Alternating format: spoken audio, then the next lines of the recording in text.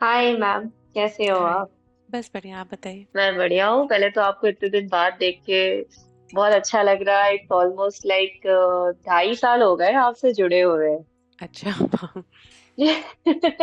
जनवरी 2022 में जुड़े थे और इट्स ऑलमोस्ट सितंबर 2024 आ गया। तो सक्सेस स्टोरी ये है, आपको भी बहुत अच्छा लगेगा। तो जनवरी 2024 में आपको सिल्वा अल्ट्रा माइंड आया था और चक्रा भी आया था। तो उस समय आपने एक सक्सेस स्टोरी सुनाई थी रिलेटेड टू मैरिज। एक लड़की थी जिसके पैर से बदबू आती थी, एक लड़का था जिसके मुंह से बदबू आती थी, और दोनों ने एक दूसरे को मैनिफेस्ट किया था। और मैं उस टाइम एक बहुत बड़े कॉन्ट्रास्ट से डील कर रही थी। मेरा 10 इयर्स का रिलेशनशिप था और लड़के की कहीं और शादी फिक्स हो गई। And I was dealing with lot of contrast. मुझे समझ नहीं आ रहा था और मुझे ये लग रहा था कि मैं कैसे निकलूं। तो मैं भी ऐसे बस सिल्वा करते करते मेरे माइंड में एक थॉट आया, क्या कोई ऐसा इंसान होगा जिसका 10 इयर्स का रिलेशनशिप हो और जो सेम चीजें फील किया हो? क्या कोई ऐसा मुझे मिल सकता है? और सोचा, सोचते सोचते, क्योंकि पता भी नहीं चला। और 3 4 5 महीने के बाद ऑलमोस्ट मई में मैं ढूंढती थी कि शायद कोई ऐसा कहीं कोई मिल जाए। मेरे ही ऑफिस में एक मतलब मेरे सीनियर हैं, वो मुझे मिले। एंड पता नहीं कहाँ से कैसे बातें स्टार्ट हुई, क्या हुआ। एंड उन्होंने सामने से जब मुझे बताया कि मेरा भी 10 इयर्स का रिलेशनशिप था, लड़की की कहीं और शादी हो गई, आई वॉज लिटरली शॉक कि ये मैंने क्या मैनिफेस्ट कर दी। और उन्होंने जहाँ पे, मतलब मैं आज तक ऑलमोस्ट, मतलब आज तक मैं किसी भी लड़के से, किसी लड़के की फैमिली से नहीं मिली, और शादी का घर में बहुत प्रेशर था। With in like 15 days it was like magic. कैसे बातें शुरू हुई, कैसे डेटिंग स्टार्ट हुई, उन्होंने विद इन 15 डेज अपनी फैमिली से मिलाया। It was like complete dream for me. और मुझे समझ नहीं आ रहा था, शादी का सामने से प्रपोजल आया, सब कुछ हुआ, कंप्लीट ड्रीम था। और हर एक चीज, मतलब मुझे बस मैं फ्लो फ्लो में हो रहा था कैसे मैं उन सब चीजों से निकली। बाकी मिल भी चुके हैं, सब कुछ है। बस ये है कि उनकी फैमिली जैसा मैं इमेजिन करती थी कि ऐसी फैमिली होगी, जो मैं जिनके साथ रिलेशनशिप में थी मैं सोचती थी ऐसे उनकी फैमिली, मतलब सब कुछ it was like dream.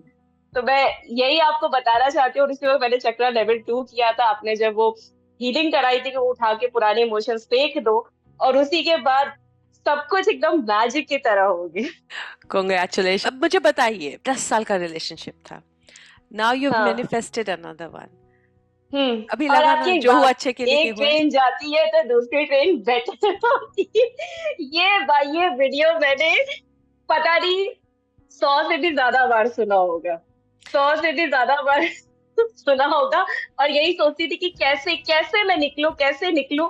But आपने बोला था कि खुद को बोलो दैट यू डिजर्व बेटर, और करेज रखो। थोड़े दिन की उस ट्रॉमा से, उस सिचुएशन से परेशानी होगी, बट उसमें मैंने एक चीज नहीं छोड़ी। मैंने चक्रा लेवल 1 किया था, मैंने उसको छोड़ा ही नहीं। और मैंने ठान लिया था कि मैं निकल के रहूंगी, चाहे कुछ भी हो जाए। 3 4 महीने लगे निकलने में, बिकॉज काफी टाइम से उस चीज से डील कर रही थी। तो निकलने में लगा, लेकिन जो मिला ना, तो और आप यकीन नहीं मानोगे। जब मैंने उनके लिए, उनको मतलब काफी टाइम से वो मैरिज मैनिफेस्ट कर रहे हैं, बट उनको मैरिज, उनकी शादी हो नहीं रही थी, उनको लड़की नहीं मिल रही थी। तो मैंने बोला था कि सर मैं आपके लिए प्रे करूंगी कि आपको एक अच्छी लड़की मिले। हम लोग ऑफिस ट्रिप पे गए थे मुक्तेश्वर धाम में। मैं भोले बाबा को बहुत मानती हूँ, मैं एक्चुअल में उनके लिए प्रे करने गई थी। मुझे नहीं पता था कि मेरा मेरा ही भोले बाबा ने कनेक्शन। आप ही को चुन रखा है उनके लिए। मुझे वेरी सीरियसली गुड। नहीं पता था। और जब उन्होंने मुझे सामने से बताया कि ऐसे ऐसी बातें थी, मेरा भी 10 इयर्स का रिलेशन, मैं तो एकदम शॉक्ड हो गई कि अरे यार, ये तो मैंने वो स्टोरी सुनी थी, मैंने तो सेम चीजें मैनिफेस्ट कर ली थी। अभी मैं स्टोरी से, जो बेचारे परेशान है मेरी यंग युवाएं युवतियां, उनकी हंसी तो सुन रहे हो, उनकी हंसी की खनक सुन रहे हो आप लोग। समझ में आता है कि 10 साल का रिलेशन के बाद भी आपके पास पोटेंशियल है वापस से खुश होने की। यही समझाना चाह रही हूँ कि जरूरी नहीं है वही मिले, जरूरी है खुश रहना, जरूरी है जीवन का आनंद लेना, है ना। और दोबारा प्यार हो सकता है, याद यस। रखिएगा। Thank you so much for sharing. चलिए।